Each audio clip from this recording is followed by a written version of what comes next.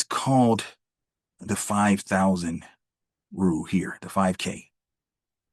So if you're going to do this 1DT trade, you want to have $5,000 for every one contract that you initiate, for every contract that you initiate. So if you start with one contract, you want 5K. And so if you start with one contract, you want 5K. If you start with two contracts, you want 10K. If you start with three contracts, you want 15K. And if you start with four contracts, you want 20K, and then so forth. But one of the major points is allocating the right amount of capital to the trade. And then if for some reason you get to the point, let's say you use one contract and you get to the point that you've used up your 5K, well, you can't go and grab another 10K because you have that in your account. No, that's where you wind up getting blasted eventually because the market is going to beat you eventually. So you have to have an uncle point. You have to have a stopping point. You can't just keep throwing money at a bad situation. And it's a lot, to me, it's a lot easier than people think, this 1DT trade. It's because you got that risk premium. That overnight risk premium has been overstated almost every single day. And when it's not, that's when you are prepared because you know how to adjust. You prepared to deal with whatever adjustment you have to make.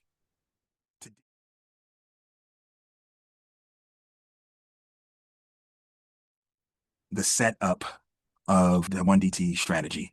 Let's talk about the process of putting it on and how important that is. It's important to understand all the four components of the 1DT strategy here that we teach at Dorian Trader. But why the first part or the first step of the putting on process is so important, it's because you can control everything when you're putting the trade on. Every aspect of the trade you can control and decide to change or not do the trade if it doesn't meet your criteria. So at Dorian Trader, we have this process that we try to use a few different gauges to be able to determine what is the best type of setup possible for this 1DT trade. So let's break that down. We're going to looking at the 3DT. We call it a 1DT, but on Fridays, it's technically a 3DT. What we're going to do is look at this VIX first, this VIX cash index price here, and we're going to do what we call the rule of 16. We're going to take that 2018 and we're going to divide it by 16. This is usually a 1 day kind of metric. You can't use it more than 1 day.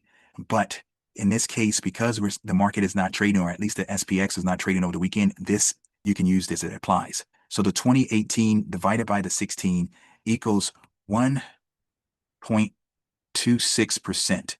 This percentage move, you guys, and keep this in mind, you can even write it down. This 1.26% move is what is considered the 2 standard deviation move. So whatever that 2 times expected move is, it's going to be around this here. So what we want to do is try to be at least this far away. We can always do that on the put side, not as much on the call side, but we want to be as close to this as possible. So that's one of the gauges. Another gauge is to look at the straddle price. The straddle price is giving you the 1 times expected move. This is what happens when a stock expires. So inside its expected move, let's say it's 63. That 63 number equals 68% of the time it's going to expire within that number, plus or minus. This is the same type of number Tasty Trade or Thinkorswim gives you to the right of the option chain. This is the expected move. For us to be uniform, we do the straddle price. Everyone is going to have the same expected move if we're looking at the same straddle price there, which in this case, we rounded it up to 63. So if we take that 63 and we times it by 2, that's going to give us 126. So if we take that 126, it's weird that 126 is kind of matching that 1.26% thing that we just talked about with the rule of 16 number there. Now, if we take that number and we take the 126 and we plus or minus it from where it's currently trading at, so let's do that. So I'm going to take the 68.66 plus 126. That's going to take us to 69.92. That just say 69.90. So if we go all the way up here to the top and go to 69.90, that's going to be basically right here. With the 1DT strategy, we do a 20-point wide spread. So we're going to go here and we have 10 and 10. And so we got the 20 point there. That's only giving us $20. If we do that same 122 and 126 and minus it from the current price, so we take the 68.67 minus the 126, that's going to take us down to 67.40 basically. And if we go down to the 67.40, which is going to be here at the 11 delta, we're going to do a 10-point wide spread. One of the criteria that we use to set up a trade at Dorian Trader for the 1DT strategy is no higher than a 10 delta. So let's move this off the 10 delta or off that 11 delta to this furthest away 10 delta. Now it's a 9, and we're going to get $70. Before we continue with the video, I just want to quickly point out, if you need any additional help, please consider joining our trading club. You can do that by clicking on the link in the description area, and you'll get a 3-month trial for a flat fee of $60. We look forward to seeing you in the trading club. Back to the video. So with the 1DT strategy, unlike the 7DT, we want to do 20 points wide. So in this case, we're doing a 20-point wide. We're at the 9 delta. We want to collect at least $100 after fees and commissions. If we get filled at 110, at least 110, that will give us our $100 per contract. In this case, it's going for 135. Maybe we get paid or filled at 130, 125, something like that. But this is just a gauge at this point. You can decide, do you want that put to be further away? Do you want that call to be further away? Do you want that call to be closer to at the money? Do you want the put to be closer at the money? You do not have much. You don't have that much room to move the put closer to at the money. I wouldn't move the put closer to at the money, but I would consider moving the call closer to at the money. And so 100 points up would take us to 69.65. So I would probably go no higher than that 69.65, but I'm going to probably stay away from there and go to the 69.80 here. And that would give us 150, 145. And then because we have a potential kind of market event, if we strike Iran and go into war with them to this weekend, maybe the market drops, maybe it jumps up, maybe it stays the same. In the past, with these type of conflicts, the market actually went up. So I'm going to always lean to be more cautious to the downside. So I'm going to try to have the market, or I'm going to try to adjust this a little further down. And so if I move this to an 8 delta, keep it 20 points wide, that's still giving me 120. I like that trade there. And to the upside, I like that. This is a good trade. So on the put side right now, that's the 67.20. So you take the 68.69 minus the 67.20. That is 149 points away. And so if we divide that by the expected move that we were talking about, 63, that is 2.36 expected moves. Right, so almost, not exact, 2.5 expected moves away. So I do like that trade there. And on the call side, I do like where that call side is at. So because I'm a little chicken, I'm going to go a little smaller this time. We've been doing 4, 5, 6, 7, 8 contracts. I'm going to do 2 on here. And I'm going to do this in the 0DT account, not the one, because once again, I'm trying to catch up from a loss that I had. And so I'm going to do this, and we're caught up a ton already. So we're almost back to even. And so now I'm going to send this, and we're going to see if we can get filled.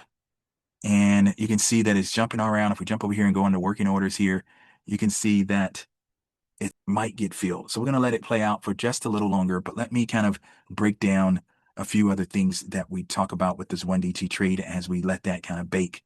We just got filled.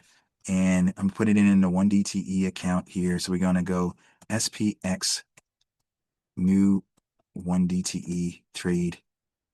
We are trying to get 50% to 70% profit. And this is the trade. You guys, I'm going to do the same thing we did with that 7DT trade. I'm going to add it again. This time I'm going to add 2 more contracts. And we got filled before at 120. I'm going to take this up to 130 now. If we get filled at 130, I'll take 2 contracts. All right. Let me give you another criteria that you need to be aware of when you're setting up this trade. It's called the 5,000 rule here, the 5K. So if you're going to do this 1DT trade, you want to have $5,000 for every one contract that you initiate, for every contract that you initiate. So if you start with 1 contract, you want 5K. Right? So if you start with 1 contract, you want 5K. If you start with 2 contracts, you want 10K. If you start with 3 contracts, you want 15K. And if you start with 4 contracts, you want 20K and then so forth. When you initiate the trade, as you just saw, as I just demonstrated, you're going to initiate using $2,000 per contract initially, but you're going to have that other $3,000 to the side just in case you need it to be able to adjust your way out of a sticky situation. It's not going to be often you're going to need that with this 1DT trade. The way we trade it, the process of how we set this up, the process of how we put it on, the time frame that we put it on, and so many other factors that you will learn if you get the 1DT course, and if you decide to be in the 1DT cohort, or if you just trade this on a regular basis with us after you do the course, you'll understand that you're going to not have to adjust often, but still about, let's just say, realistically about 20% of the time. So out of every 10 trades, you're probably going to have to adjust 2 of them. Sometimes it's less than that, but law of large numbers, it would probably equal out to about 20% of the time if you did 100 trades that you would have to adjust this 1DT strategy. So we're already anticipating having to adjust, even though we're trying to set up the trade in a way that we're not going to have to adjust based on, factoring in the put side 2+ standard deviations away, the call side trying to get as close to 2 standard deviations away as possible, understanding the mode of the market, the sentiment of the market, understanding what has happened over today's time frame, what has happened this week, what has happened recently, so you can factor in what potentially might happen over this 24-hour period. In this case, because we're doing a 3DTE over the 72-hour period. All of those things have to be in your thought process, in your trade process. But one of the major points is allocating the right amount of capital to the trade. And then if for some reason you get to the point, let's say you use 1 contract and you get to the point that you've used up your 5K, well, you can't go and grab another 10K because you have that in your account. No, that's where you wind up getting blasted eventually, because the market is going to beat you eventually. So you have to have an uncle point. You have to have a stopping point. You can't just keep throwing money at a bad situation. Eventually you have to walk away, take a small loss, even a 20% loss is fine. You'll be able to recover from this fast with this 1DT trade, because you can average 1 to 2% daily, not a week, not a month, not a quarter, but daily. And a number of you watched me do it. You've watched Dean do it. That it's a process that can give you a lot of money every single day. And to me, it's a lot easier than people think, this 1DT trade. It's because you got that risk premium. That overnight risk premium has been overstated almost every single day. And when it's not, that's when you are prepared, because you know how to adjust. You prepared to deal with whatever adjustment you have to make. Today, when I did that 1DT trade, I never adjusted the put side. In retrospect, I would have never had to adjust the trade at all. But you guys remember, I did roll up that call side and collect more money. And by doing that, I was not only able to make what I anticipated making, but basically made 100% of what I received yesterday. I received $400, basically made a little over $400.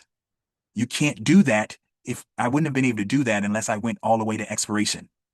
I was in and out of that trade within the first 2 hours of the market. Probably sooner than that, even though I rolled up that trade. It's a process that you have to learn with this strategy. And you can only learn it, in my opinion, first by going over the course, study it, and 2, you can darn near teach it. And if you want to, build upon that, you can do the cohort.